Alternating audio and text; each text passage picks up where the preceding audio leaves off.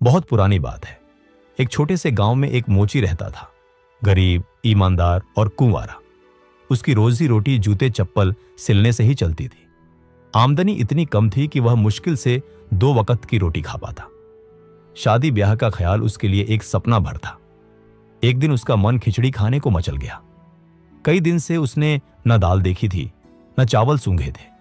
जैसे तैसे कुछ पैसे जोड़कर वह बाजार गया, मूंग दाल और चावल लाया और बड़े चाव से खिचड़ी बनाई।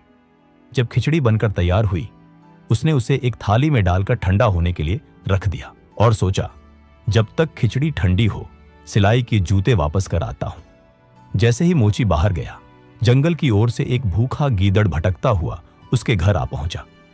घर खाली देखकर वह अंदर घुसा और खिचड़ी की खुशबू ने उसका जी ललचा दिया। बिना वक्त गंवाए वह खिचड़ी पर टूट पड़ा।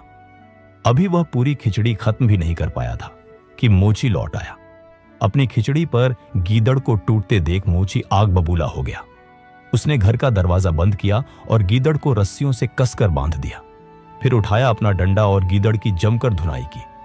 दिन भर पिटाई होती रही। गीदड़ सोचता रहा, अगर इसी तरह पिटता रहा तो जान नहीं बचेगी। रात किसी तरह बीती।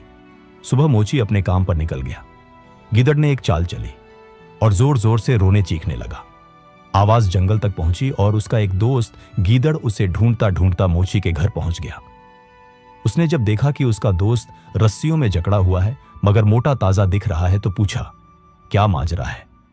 बंधे हुए गीदड़ ने चालाकी से कहा, मैं तो मजे कर रहा हूं दोस्त। यहां रोज हलवा पूरी मिलती है। रस्सी इसलिए बांध रखी है ताकि मैं भाग ना जाऊं। अगर तू चाहे तो मेरी जगह ले सकता है। दूसरा गीदड़ तो झांसे में आ गया। रस्सियां खोली, खुद बंध गया और पहला गीदड़ भाग निकला। कुछ देर बाद मोची लौटा और वही लाठी फिर चली। अब की बार दूसरा गीदड़ पिट रहा था, जो खुद को कोस रहा था। यह कैसी हलवा पूरी है भाई? जब पिटते पिटते बात करने लगा, मोची हैरान रह गया। ओह, ये बोल सकता है, पहले क्यों नहीं बोला? गीदड़ ने गिड़गिड़ाते हुए कहा, मेरी गलती नहीं। असली खिचड़ी चोर तो भाग गया, मुझे फंसा गया। मोची फिर भी न माने। आखिरकार गीदड़ ने एक आखिरी चाल चली। अगर तुम मुझे छोड़ दो तो मैं तुम्हारी शादी बादशाह की बेटी से करवा दूंगा। मोची भौचक्का, क्या सच में? गीदड़ बोला, हां, बस मुझे आजाद कर दो। मोची ने भरोसा कर लिया। गीदड़ दरिया के पार गया।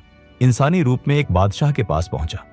खुद को दूसरे बादशाह का एलची बताया और कहा, हमारा राजा आपकी बेटी से विवाह करना चाहता है। बादशाह की बेटी के रिश्ते की तलाश पहले से चल रही थी। वह फौरन मान गया। शादी की तारीख तय हुई।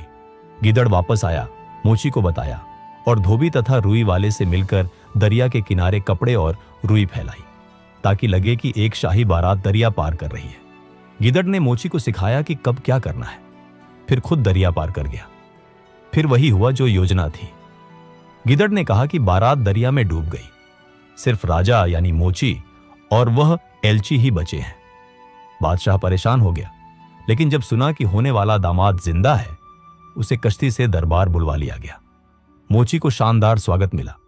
फिर शादी भी हुई, शाही ठाठ में। कुछ दिन बाद गीदड़ ने मोची से कहा, मैं अब चलता हूं। मैंने अपना वादा निभा दिया। और वह अपने असली रूप में जंगल लौट गया।